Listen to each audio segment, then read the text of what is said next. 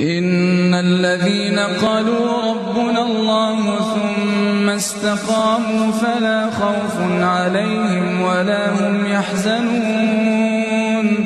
أولئك أصحاب الجنة خالدين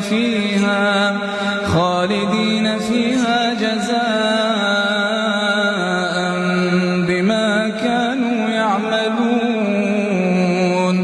ووصينا الإنسان بوالديه حسنا